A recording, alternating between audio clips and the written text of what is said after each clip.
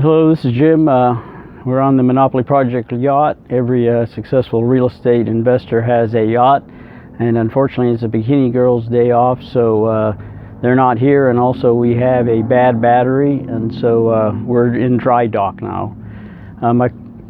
Today we're going to discuss this book by Somerset Maugham, The Razor's Edge, and it's a story about Larry and his girlfriend Isabel, who Larry wants to go off and do other things rather than become successful in the American dream.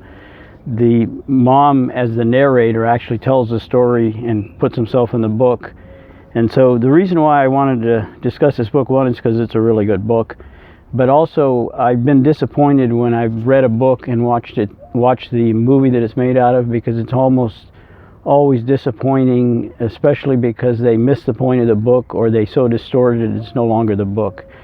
This is a rare case of that not being true, and the way I found out is I had originally reread The Great Gatsby, and then I watched the movie version with who's that guy who's in Titanic and everything, and I did not like the movie version, not because of the acting or any of that, but because they omitted one key scene which humanized Gatsby and put the entire book in a different fashion. They left out the scene where where the narrator first meets him, and to me that really changed the tone of the character of Gatsby.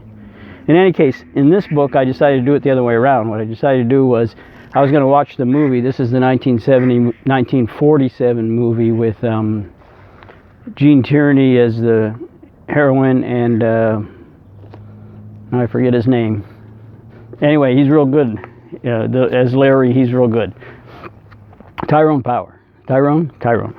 Anyway, so I watched the movie first, and I thought the movie was outstanding. And of course, the movie and the book are a book of manners. There's a lot of class interplay and things like that. So I found the book fascinating, and I couldn't put it down. My sister, who's an avid reader, didn't really hold her interest. So again, it's a matter of taste. But in any case, I really like the book, and I really like the movie, because the movie was, if this is possible, more true to the book than the book itself.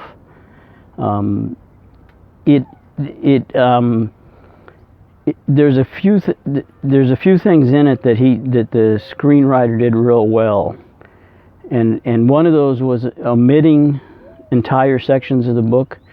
And another one, he compressed pages and 2 or 3 chapters of the book and the storyline into one scene. And I'll give you some examples.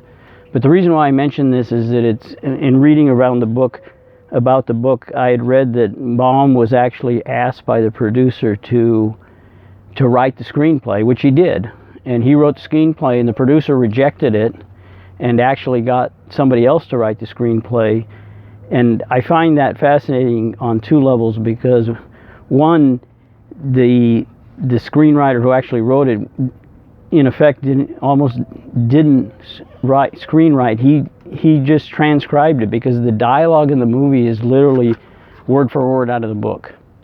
Now, of course, he chose what to include and what not to include, what to summarize and what to expand, and so from that point of view, he did do the movie, but to me it's much truer. And let me give you 3 examples. One, hello, this is Jim with the Monopoly Project. I interrupt this book review with a MyPillow advertisement. No, just kidding. I just wanted to interject here that I'm going to do some plot spoilers. So if you want to watch the movie or read the book without being spoiled, you want to skip forward. There's a fairly lengthy interaction between Larry and a coal miner. He takes a job as a coal miner underground in France, and the coal miner turns out to be actually a defrocked priest of Polish descent, who actually knows much more than Larry about all the ideas that Larry's investigating.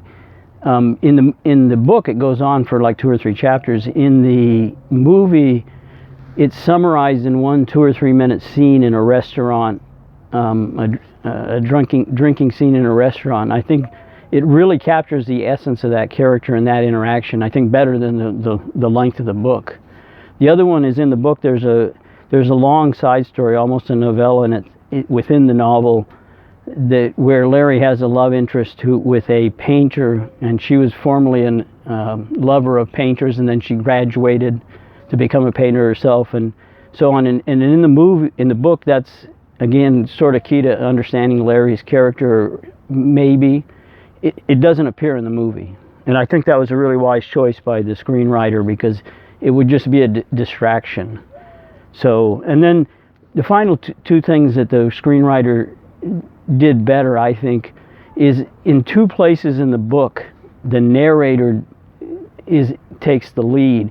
In the movie, it switched to Larry, the protagonist, and the two cases are when the uncle of Isabel, the heroine, who's a real snob, is on his deathbed. He doesn't get an invitation to the party of the year, and so in the book, the narrator actually knows the secretary to the princess, and he goes over there and sweet talks her into getting an unauthorized introduction.